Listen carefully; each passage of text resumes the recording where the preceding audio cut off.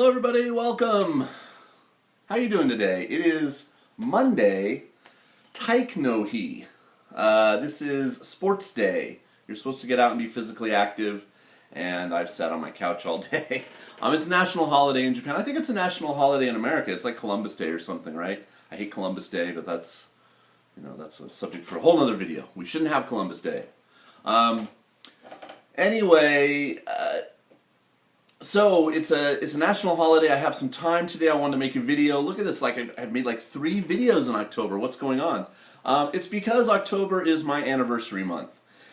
In October of 2006, 10 years ago, I started putting videos up on YouTube, which was then not a big thing. And I'm one of the early J-vloggers. But I didn't start vlogging until about early 2008. So for about a year, I just put up videos. But I'm going to talk more about that. I'm going to make a separate Happy Anniversary to Me video. But the reason you want to watch that video is that I'm going to give away stuff to say thank you to all the viewers who've stuck around, who've given thumbs ups and likes and comments and views, etc. over the years. I'm going to give away one of my Wakaranai t-shirts and some other stuff. I hope to have that video up tomorrow on the 11th, which is the actual, the day I put up the original video. So it'd be 10 years to the exact day. But I can't guarantee it'll go up tomorrow. But anyway, come back, look for that. Something fun to do in October here on the My Argonauts channel. But today we're going to talk about the JET program, which is, let's face it, the thing my channel is most famous for, talking about JET. I was a JET from 2004 to 2009. I can't believe it's already been so long since I stopped being a JET, but I'm still actively involved, Facebook pages and talking to JETs and attending the occasional function, not too much anymore since I moved out of Shimane. But I saw this thing on Tofugu, so if you guys don't know about Tofugu.com, you should.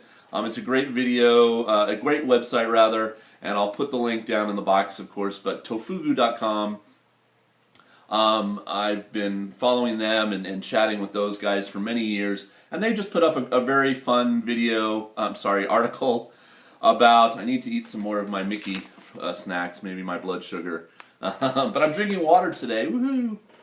Volvic from France, let's hear it for France, yay France! They put up a really interesting article about the JET program. Interview with 3 Senpai. Senpai is the Japanese word for somebody that's older than you or above you in rank or school level or work progress, etc. So Senpai, 3 people that have done the JET program, and what are their opinions? They asked them 23 questions. So I'm going to answer these 23 questions, but not really in depth. I've answered many of these questions before in my videos.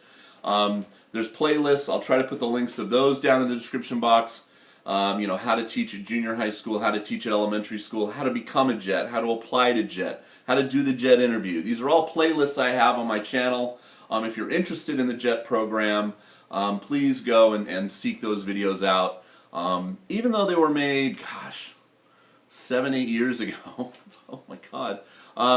I still think a lot of the information is relevant. Some things have changed, of course, on the JET program in the intermeeting years, but a lot of it stays the same, and I think the information is still relevant. Okay, so this will probably be 2 videos. That actually makes 4, doesn't it? 2 videos. Because I probably won't go through all 23, and I want to keep each video under 20 minutes, or else I think people's eyes just go, 20-minute video? No way, man, I'm not going to watch that. And I don't blame you. I just saw a wonderful video by Eric Surf 6 about going to a sumo restaurant, and even I, as much as I love sumo, was like, 27-minute video? Do I have time for that? Who has time for that? But I made time for it, and I am glad I watched it. It was a fun video. Okay, I just wanted to, in case you're wondering what's all this stuff in the background, I always film this way because my table's over here, and all you get is kind of like nothing. There's like nothing on that wall, so I just figured you'd want some more stuff in the background maybe for a change. Kind of makes me look 3D too. Ooh. All right, here we go. 23 questions following. So, really quick, the person that answered for Tofugu, Rebecca, is from America. She worked at mostly elementary schools.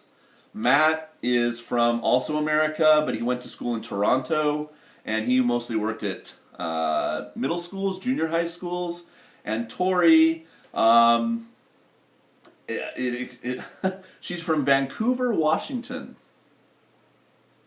So does that mean she's from a place called Vancouver that's in Washington State? See, I don't know anything about America.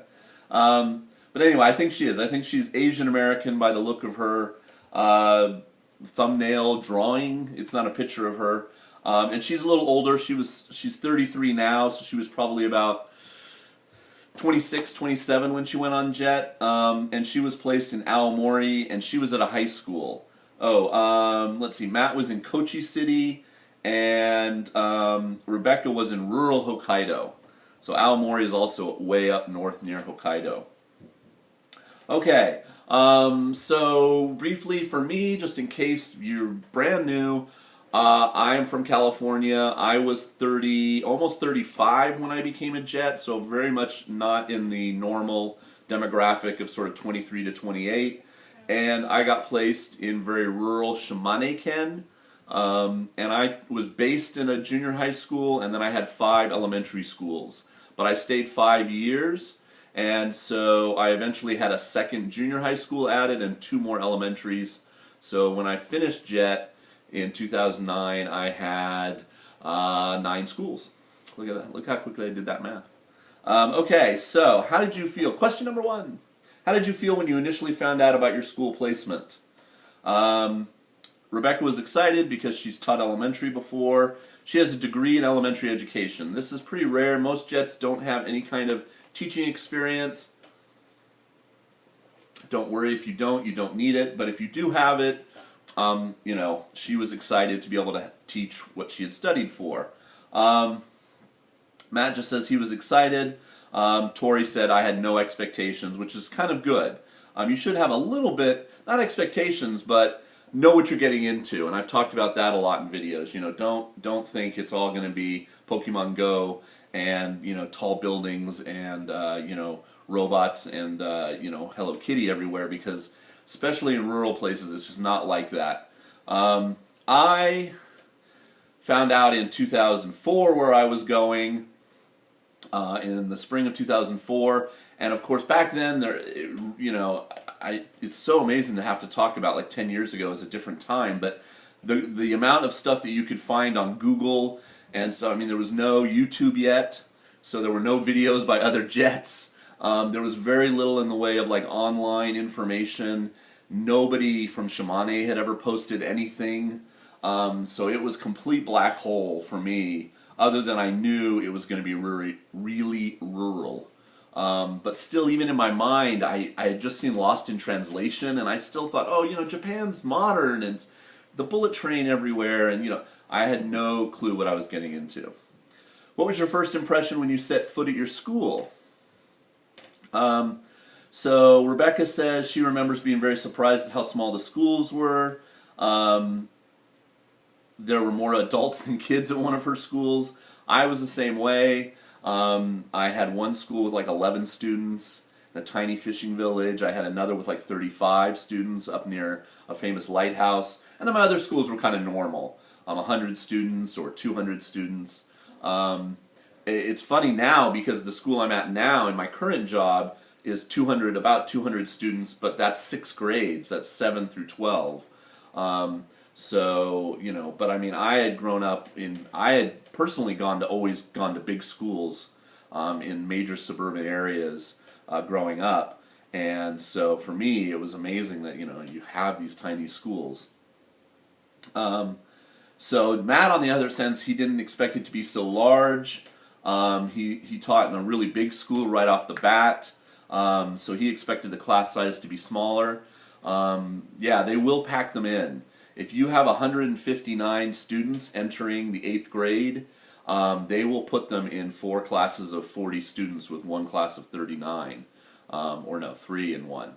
So they don't say, oh, well, that, you know, why are we packing them in? Let's make a 5th gumi, you know, a 5th class, and take, you know, 7 from here and 7 from here and 7 from here and 7. You know, no, they don't do that. They really do pack it up. 40 is the max. I think, in a public school that you can have in one class. But I had years where it was like 38, 39, 38, 30. I mean, they really do pack them in. So luckily in some of those classes for teaching English, what they would do is they would do half and half. They would split it, and two teachers would actually teach, and I would sometimes run between, or alternate days, go to different classes, and they would teach them 20 at a time, which is much better for teaching English. But it just depends what kind of resources where you get sent have. Tori says, it was so blistering hot I wanted to die. Other than that, everybody was friendly, curious, just happy to see her. Yes, it will be extremely hot when you come over on jet. Almost all jets come in the month of August, some in very late July. A very few jets now are coming in March, which is when the school year ends. So they're ready to go in April when the school year begins in Japan. But that's still rare, I think. Most of them come in the summer, and it is just deadly, nasty hot here, humid. And you really can't prepare for it because there's no central air, and et cetera, et cetera. I've talked about that forever and ever. So yeah, just watch my other videos. Try to get ready for it. Give us a rundown, number 3, of the Japanese school you taught at. What makes it the best type of Japanese school? So Rebecca in the elementary says, I got to input and lesson plan more at the elementary level. It was more relaxed. I would agree with both of those things. A lot of times, this is changing because English is becoming more serious in the elementary school level as we ramp up to the 2020 Olympics. But the teachers would often be like, you do whatever you want. I want them to learn, these words and do something, or, let's teach colors this week, or let's teach, and it depends a lot. Now, a lot of ALTs are only being asked these days to teach the 5th and 6th graders. So they're English, and, they can handle a bit more thinking when it comes to games and what you can do and activities.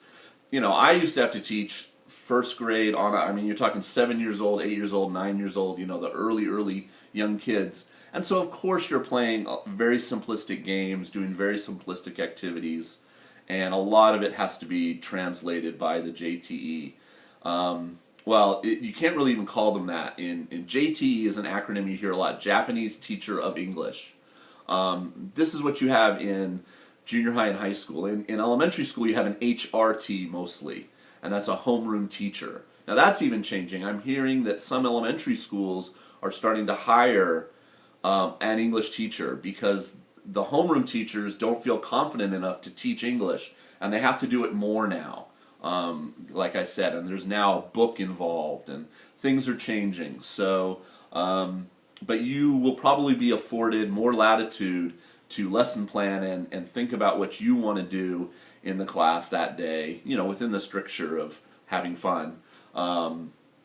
It's not like you're going to give them a pop quiz, or you're going to take a test, or you're going to read from this book or something. You can't. There's very limited things you can do. I will say that Rebecca, of course, it's you got to be careful when you're talking about Japan. You can't take what you experienced in your one place and extrapolate it for the entire country. Rebecca says elementary schools or elementary students are also allowed to wear whatever they want, whereas the high school and junior high school kids have to wear a uniform. That's true, but actually some of my elementary schools also had a uniform. And a lot of the times you'll go and the kids will be in their PE shorts and shirt, and they'll wear that most of the day or something. So I'm trying to think. 2 of my schools had no uniform. Taisha Shogako did, Hinomasaki Shogako did, and Usagi Shogako, I think they did. They were almost always in their PE clothes when I would go to that school. That was the school that only had like 11 kids. So 3 of my 5 elementary when I first arrived actually did have uniforms. So that's not always true. But that doesn't really affect things that much, other than you get to read the wacky English on their shirts and stuff if they come dressed normally. So, again, you can't always assume that just because it happened to you in JET that it happens everywhere. But yeah, it's more relaxed. That you can after about a year, I would wear my business casual, my button-down shirt, my khakis, or whatever. I finally found that they really didn't mind if I came in shorts and a t-shirt when it was warm, or kind of sweatpants and, a hoodie or something when it was cold. At elementary school, they were much more relaxed about the dress code, etc. Sometimes you're going to be asked to eat lunch with the kids, and that'll generally be, the kyushoku, the scheduled school lunch. So just bring some chopsticks, bring your own, and roll with it as best you can as far as what you can eat. Okay, so Matt says in a rundown of the school, he says, I had taught at many different kinds of school. He stayed 5 years as well. I had mixed experiences. He had some tougher schools. I was definitely surprised by the lack of discipline and how much control students had over things. He decided that it was a challenge for him to teach at this level, and I figured out ways to connect with students which made everything much easier. I love doing English club and helping with speech contests. Interacting one-on-one with the students was way more productive and fulfilling, and I would echo all of that. You've got to commit to staying extra and getting yourself involved in something. I've made videos about all of this. I was part of kendo. I did speech contests. I went to brass band concerts. I went to chorus concerts. You go to volleyball matches. You go out and watch the tennis. Do whatever you can. You don't have to necessarily play or participate, but go and cheer, learn the students' names. That way, oh, you're a kari because you play basketball. You'll start to make those connections. I know it can be hard if you're in tons of schools, but especially the first 3 years where I only had one junior high school, you've got to do that, because those interactions outside of the classroom are the best. That's where you're really going to make connections. The students are going to try to use English because you're going to be having an actual conversation. Well, have you ever been to here? Oh, what's good about there? Oh, well, what music do you like? Oh, really? You like this kind? Have you ever heard this? And you'll figure out how to say it in Japanese, and they'll figure out how to say it in English, and all that's much better than anything you can do in the classroom, to be honest. I didn't have a big problem with discipline. Sure, occasional run-ins, but my kids were mostly country mice. They were very well behaved, and I've heard that if you go to urban schools and certain types of high schools where English, of course, is just so not on their radar of what they need to know in life, it is harder. And I'm running into that a tiny bit at my current school, where I've got such high-level students in almost all my classes, except for one, where I'm the only foreign teacher this one group sees all week. Every other teacher is Japanese. They're on the total Japanese course. They have nothing to do with the special IB, International Baccalaureate thing that we're doing, and they just don't give two shits about English.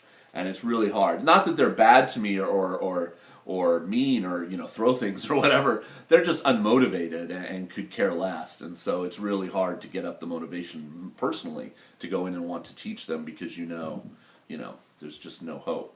All right, I'm already at 18 minutes. I'll just finish off this question, I guess. High school Tori. Students in high school don't poke you like elementary school kids, but they aren't as adorable. I agree with that. The kids definitely like to poke the belly in elementary. You got to give them a little leeway. I actually had a high school student do it to me recently, though, and she's like, "Can I touch you?" And I went, "No, why would you think that's okay?" And she just kind of looked at me and laughed, and nobody, there's nobody, like me at most schools. Japanese people don't necessarily get as fat as I do. And I'm assuming Tori wasn't very overweight, but they do like to, touch your hair. If there's anything that's different, hairy arm, so stuff like that. You just got to get used to a bit of that, but you should try to maintain some personal space. But she says on the flip side of that, you can actually have genuine conversations with high school students about interesting topics that you could never have with elementary school kids. Even if you could speak Japanese, you wouldn't have very interesting conversations with 8-year-olds. So, okay, I gotta stop there. Wow, and I only did 3 questions. How am I gonna get through all 23? I'll make a second video, part 2 today, and then maybe I'll have to make part 3 and 4 later on. Okay, thanks for watching part 1. Go watch part 2. Thumbs up. Thank you so much. See you in a minute.